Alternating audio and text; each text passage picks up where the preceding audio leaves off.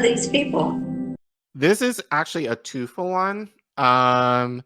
So there is a UN report that basically says, and we've known this because, as I said, we talk about basically Palestine pretty much every week since October 7th, at least a segment. So this doesn't surprise us at all, and those of you who've been following us for a while shouldn't surprise you at all, but the overwhelming deaths that have occurred in Gaza have been among kids. So that shouldn't be surprising. So that report came out, I believe, late last week, if not early this week. Last week, there was a scuffle, I would say, in Amsterdam during a soccer match. Yes. I think in Europe they call that a kerfuffle. I think that's how Europeans sure. say things like so that. Basically, it was like pro-Israel supporters basically tried to cause trouble, and then pro-Palestinian activists were like, we ain't having this, stood their ground, and basically, like, what we're seeing in the media is that, you know, like, the Israeli spectators were victimized and basically like, oh, we feel so sorry for these people, and we'll get into this later, but it kind of connects to the UN report because journalist Sana Saeed made that connection in light of the Amsterdam story that she reported out in Truthout. I think it was Truthout, like earlier this week. So what we're going to do first, we don't like using social media, but I think it will be going to give our feet wet in terms of both issues, and then we're going to dive into them a little bit more, but from the perspective of you know, someone who actually cares about Palestine, and then we'll go into the rest of it as far as the UN report. So so this segment is from today, so we'll watch the whole thing and then we'll get into it later. Oh, there we go. We brought videos. Here, I got you. That on it. This morning, Israel issuing new warnings to its citizens following last week's attack on soccer fans in Amsterdam. Israelis told to avoid major sporting events in cities across Europe, including the national soccer team's match in Paris on Thursday. The government warning of planned attacks. President Biden and other world leaders condemning the violence in Amsterdam as a widespread anti-Semitic assault, with a pro-Palestinian crowd chasing Israelis, surrounding and beating some of them. But footage also allegedly shows Israeli fans attacking people, chanting anti-Arab slurs before the game. Right. Meanwhile, after a year of failed ceasefire negotiations in Gaza, Qatar says it's withdrawing as a mediator until Israel and Hamas show seriousness about reaching a deal. Today is not Israel that is standing in the way of a ceasefire and hostage deal. It is Hamas. While a new UN report on the early months of the war finds 70% of those killed in Gaza were women and children. Israel rejecting the report's methodology, but acknowledges it's killed around 20,000 civilians, along with a similar number of Palestinian fighters who they say hide among the civilian population. Our team on the scene of this Israeli strike on a tent camp in the courtyard of a hospital. 3 people were killed, witnesses say. Mohammed fled here with her family from northern Gaza. Where do we go, she asks. No schools or hospitals are safe. Now, we asked the IDF about that hospital strike. They didn't come back to us. Meanwhile, Prime Minister Benjamin Netanyahu is saying he has spoken to President-elect Trump 3 times in recent days, which is more than any other world leader that we know of. Hey, thanks for watching. Don't miss the Today Show every weekday.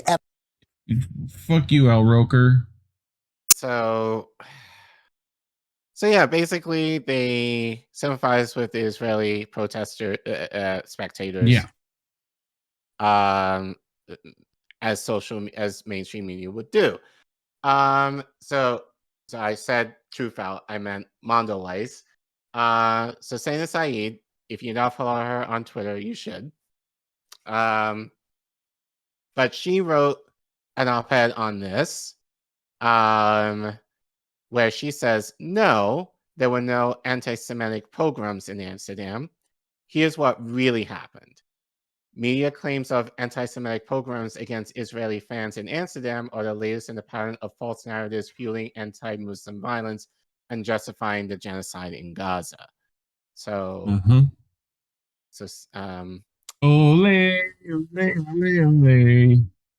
Sorry, continue. Let the IDF win and F the Arabs. Okay. Sure. Ole, ole, ole, ole, ole. Why is school out in Gaza? There are no children left there. Okay. This is what these were the chants allegedly that the Israeli spectators were saying. Sure. On the night of November 7th, there was an anti-Jewish pogrom in Amsterdam as young Dutch Moroccans on scooters descended onto the streets to assault Israeli Jewish football fans. Yeah, okay.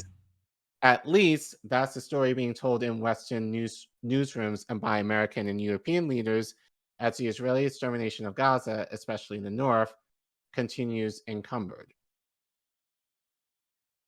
Israeli Prime Minister Ben Netanyahu called it a horrific anti-Semitic incident. President Joe Biden said in a tweet, the anti-Semitic attacks on Israeli soccer fans in Amsterdam are despicable and echo dark moments in history where Jews were persecuted. We've been in touch with Israeli and Dutch officials and appreciate Dutch authorities' commitment to holding the perpetrators accountable. We must relentlessly fight anti-Semitism wherever. Now, question.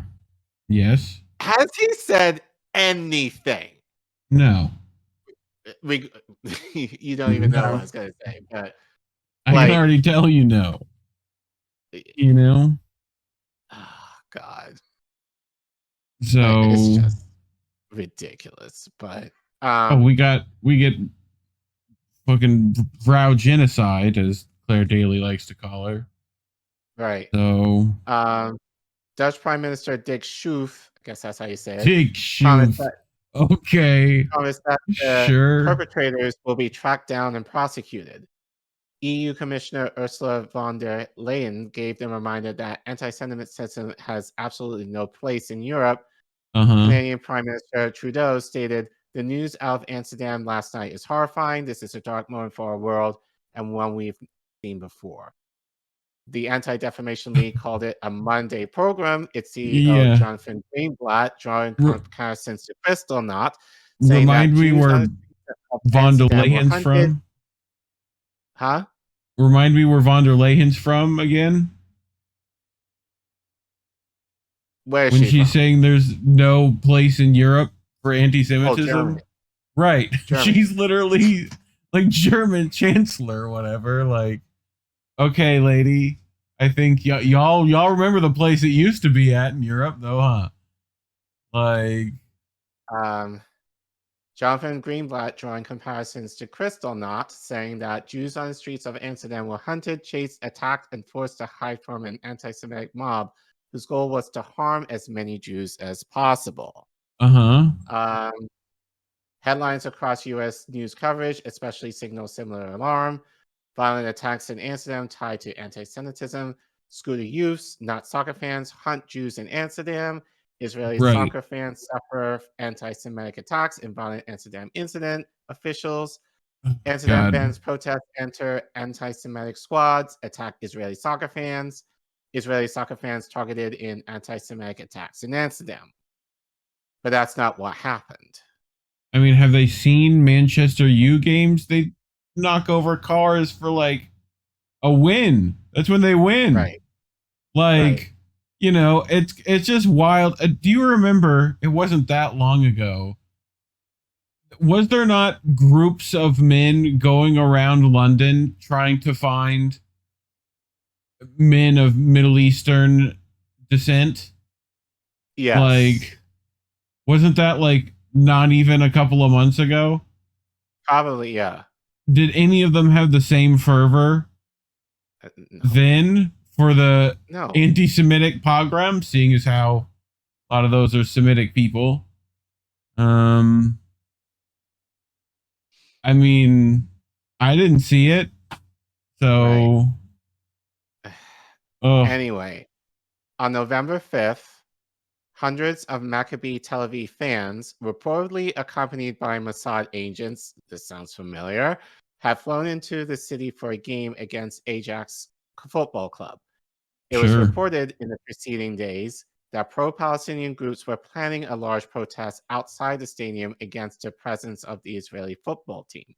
As they have the right to do. Before the game, there were many reported incidents of violence and intimidation from the Israeli fans, including anti-Arab chants, attacking taxi drivers, ripping down Palestinian flags, and attacking homes with any Palestinian imagery. Emerging video evidence and testimonies from Amsterdam residents indicate that the initial violence came from Maccabi Tel Aviv fans who also disrupted a moment of silence for the Valencia flood victims. But despite that footage and Amsterdamer testimonies, coverage across international media, especially here in the United States, has failed to contextualize the counterattacks against the anti-Arab Israeli mob. Case in point, this is what she tweeted out from with Middle East Eye. There's so much video evidence that shows us how aggressive, provocative, racist, and pro-genocide the Israelis were being, mocking dead Palestinian kids, celebrating IDF war criminals, wishing death to Arabs. The New York Times reporting is incomplete, is patently false. This Middle East Eye video does a good job of showing the timeline using some of the video. So let's watch some of it. We will do so. This and this. I also find it's like you let Israelis stay the night and somehow they think it's their place. You know? Right. Like they want to stick their feet up on the furniture and be assholes. Fuck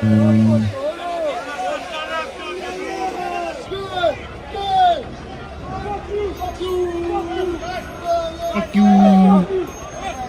Hey, fuck you. Hey, the fuck you. No, fuck you. Zionist bitches.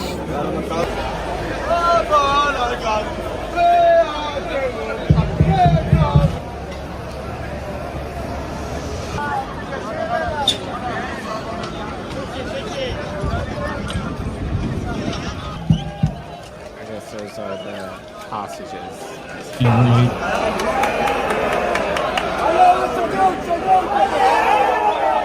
The plan is dat blijven hier, dat wij allemaal verzamelen.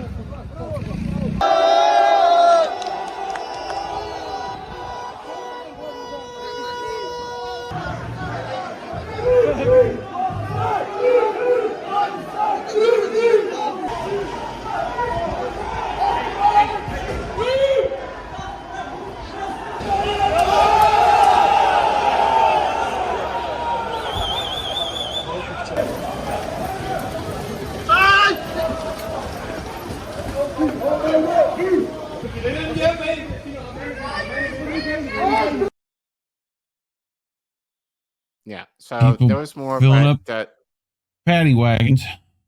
yeah, so there's more, but you get the idea. Of you know what people recorded on the ground. So anyway, if you go back to the slide, please. Yep. Okay. Where there have been mentions of the actions of the Maccabi fans, the critical context of anti-Arab violence and chants is simply an additional detail versus the foundation of the counter-violence. The context of the violence and racism against Arabs is also downplayed, with less severe language being used to describe it. Note this excerpt from the Reuters report on the Amsterdam incident. Videos on social media show riot police in action, with some attackers shouting anti-Israeli slurs. Footage also showed Maccabi Tel Aviv supporters chanting anti-Arab slogans before Thursday's evening's match. Wishing death to Arabs at the hands of the IDF and mocking dead Palestinian children, we are told, is a slogan. Forcing Israelis to say "Free Palestine" is a slur.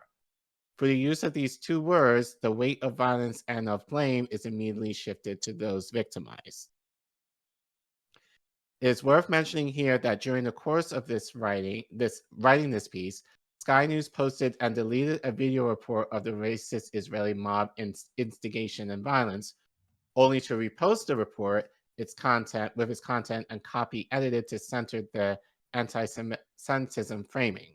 In other words, a real-time manufacturing of a story to fit a specific narrative, despite all the evidence available. Few things have captured the intentional complicity of the news media in the genocide of Palestinians as transparently and pointedly as this. So this is from, Mark Owen Jones posted this on Twitter. So if you move over a little bit to that tweet, he said, "This is nuts. After mysteriously deleting a package covering the Amsterdam protests, Sky News have put up a new version. The new version completely changes the thrust to emphasize that the violence was anti-Semitic.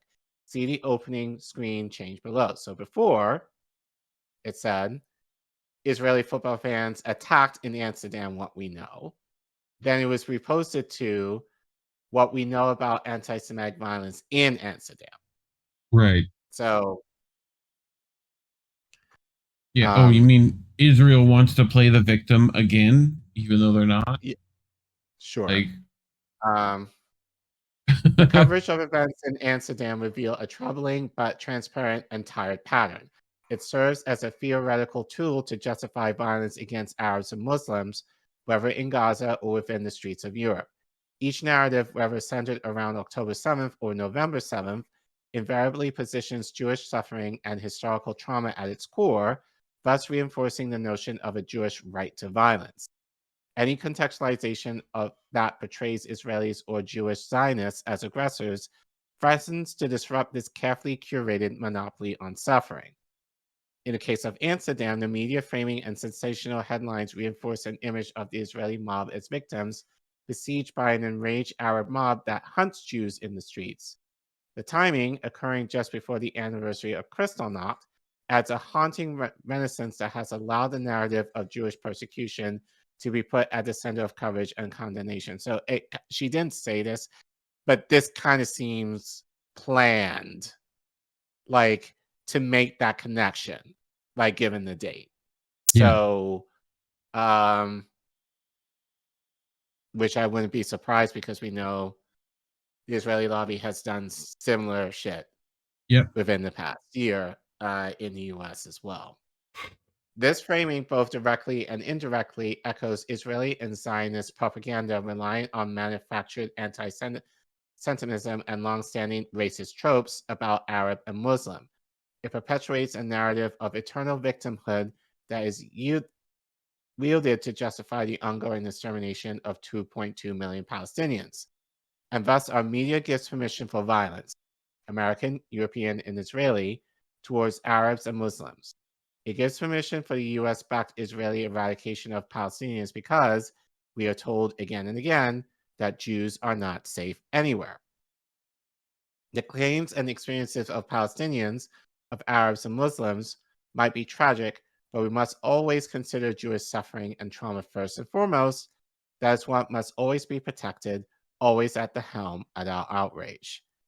The coverage of the anti and racist counterattacks in Amsterdam explicify that. On the same day, Western leaders flocked to condemn a non-existent pogrom against Jews, the UN Office on Human Rights released a report indicating that 70% of those killed in Gaza are women and children, mainly children between the ages of 5 and 9. And a lack of condemnation of outrage, even acknowledgement of that from Western leaders and newsrooms who are culpable in that 70%, is why there is condemnation of a program that never happened.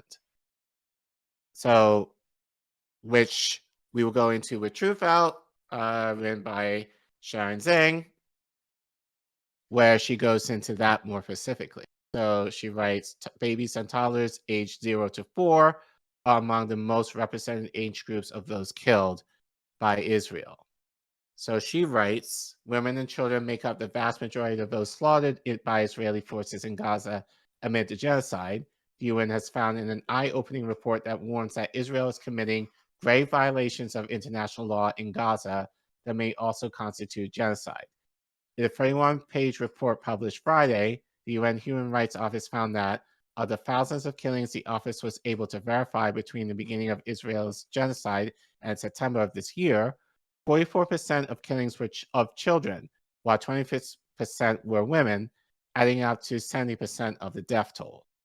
In other words, the report found that children made up the largest single group of people killed by Israel. The three categories most represented were children ages between 5 and 9 years old, children between 10 and 14, and babies and toddlers ages 0 to 4. So,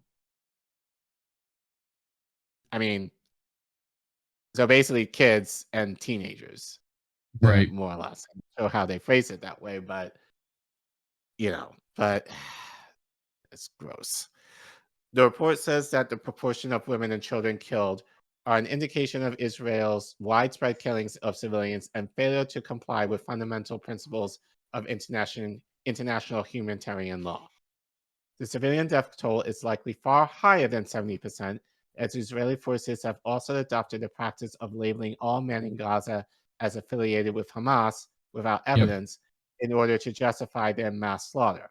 On top of killings of thousands of men, Israeli forces have rounded up Palestinian men and boys en masse, including healthcare workers, and abducted them to camps where they face severe torture before being released, indefinite imprisonment, or death, which you've reported on before. Yep.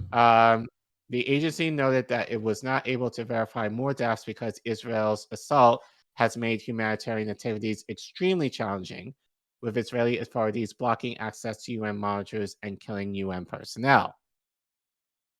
The findings further contradict Israeli forces and U.S. officials' repeated insistence, not backed by evidence, that Israel is taking the necessary steps to protect civilians amid the genocide. As the report notes, as of April, though Israeli forces have killed over 34,000 Palestinians, if not far more, according to some estimates, they have only announced the names of 75 Palestinians specifically targeted for death. Within the verified killings, about 80% were killed in residential buildings or other housing, the report found. Among those deaths, 88% were killed in incidents that killed 5 or more Palestinians, further underscoring the indiscriminate nature of Israel's attacks. The report contains some of the strongest UN-sanctioned language yet to describe Israel's assault, saying it is likely that the widespread disregard for civilian protections under international law amounts to genocide. In many instances, the violations documented in the report by the parties could amount to war crimes, the report said. If committed as part of a widespread or systematic attack directed against the civilian population, further to a state or organization policy, they may constitute crimes against humanity. If committed with intent to destroy, in whole or part, a national, ethical, racial, or religious group, they may also constitute genocide, it goes on. UN Human Rights Chief Volker Turk called for Israel to immediately comply with numerous binding ICJ orders demanding an end to Israeli military's assault. It is essential that there is due to reckoning with respect to allegations of serious violations of international law through credible and impartial judicial bodies, and that, in the meantime, all relevant information and evidence are collected and preserved, said Turk. So there's that. Thoughts? Well, I mean, sounds like Israel playing the victim again, trying to, when in reality, they're not. Like, so Right. possibly manufactured, even if not definitely manipulated by media. So, yeah. And right. And it's not surprising because we've seen this before. Like the election was last week. This event happened last Tuesday. Mm-hmm. No coverage at all. Right. I didn't see any, like the only reason why I kind of knew about it, I think it was maybe Indy who shared the story with me initially. And but also I'm also kind of surprised that even in independent media now, again, not to say I understood it, but I knew that this election would make people hyper focused on that. But even this story kind of went under the radar. I'm surprised that our colleagues didn't even report on the Amsterdam story. Yeah. Seeing that it was somewhat big news even in mainstream media, even though we know that they're going to bias it against, Arabs. Right. So, so that kind of surprised me that, it didn't get as much attention as I believe it probably should. But regardless, it does relate to the fact that mostly children have been killed. And again, like people were talking about, oh, we can push Biden left, we can push Kamala left. Like Biden sat with the Israeli president today, I believe, right? And I do believe. I'm like, And with literal Hitler, I think, today too. Right. Like, I haven't heard Kamala say anything about this report. I haven't heard anyone in mainstream media say anything regarding this. If there is, let us know. But this is why people didn't vote for Kamala, people. It's because of this. And you're blaming Arabs for wanting to vote for Trump. Again, like, not to say they were right, but at the same time, it's like, you have all this shit going on, and this is kind of the danger of, like, protesting, like, and that's a question that people should be asking, like, if you protest and they don't do shit, then what do you do? And so many people were basically like, fuck this, I'll vote for Trump. And sure, you can argue that they did it for spite, and we're going to suffer the consequences. But this is kind of, again, going back to the first segment where the blame comes in. It's like, you can't blame people for voting the other way when the party that is more closer to you, allegedly in theory, in terms of your values, don't do the very thing that you want them to do or you're pushing them to do. And it's not just that issue. Like, take any progressive issue that Democrats were like, basically been like, kick rocks. We're not going to do that. So, honestly, it's still the idea of, like, I figured that people would catch the hint that Democrats are shit, but there's still people who are still defending the party. Like, that is just wild to me. Like, even now that, people are mad that Democrats are shit. Yes. Like, I mean, people are mad. I'm not. They're been there, done that, got over that anger. Like, they have to let them get through all the stages of grief, Collin, and they're gonna be in denial for a while. That river in Egypt runs deep, friend. But when are they gonna get when are they gonna get to acceptance? I don't think they might not. They might not make it that far. They might be willing to not accept it. So, but we'll see. They're gonna be all right. They're gonna be fine. So I'm worried about the people that won't be. That's what that mutual aid's for. So, But